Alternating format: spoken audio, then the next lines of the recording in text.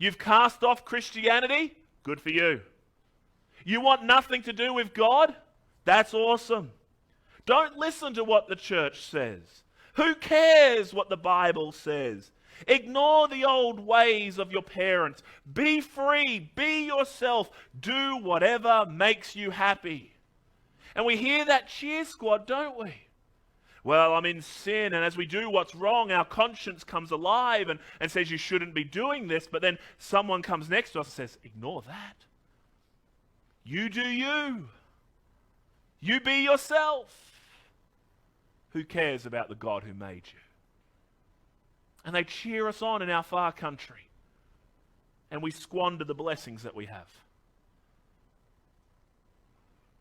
Not so long ago, some people I know in the US shared a story about their daughter, who very much was a prodigal. She grew up in a Christian home, learned about Jesus, they taught her the Bible, she knew all about the gospel. But she said, I don't want God. So she went spiritually to a far country, and she went and lived the life that she thought would give her pleasures. And while she was doing that, she got a group of friends around her that said, yeah, you keep doing what you want to do. And she got involved with drugs. She got involved with alcohol. She got involved in a myriad of sins. But eventually that all came crashing down as one day she had a drug overdose.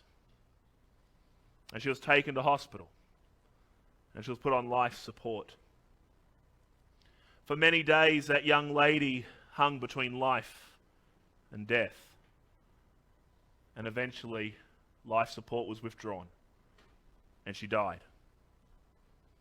And I read what the parents were writing as they were sharing updates about their daughter and asking for prayer. And one update that particularly struck me was that the father said all her friends that encouraged her, not one of them came to the hospital to see her.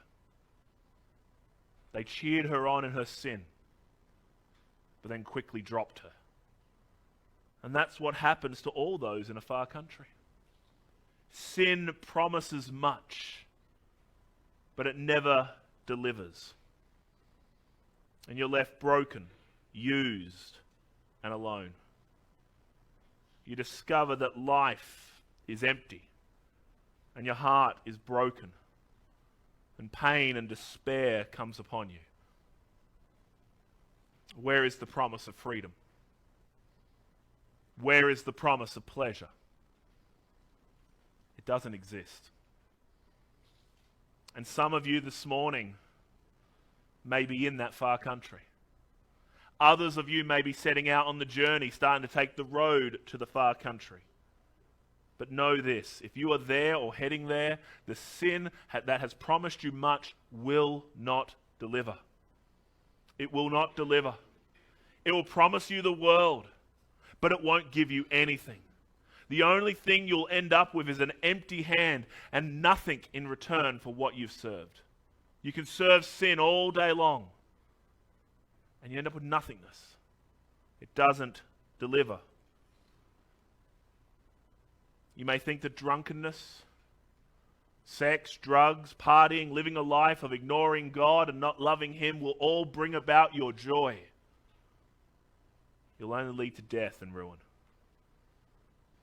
Realize that the sin that you think will give you pleasure will not deliver what it promises.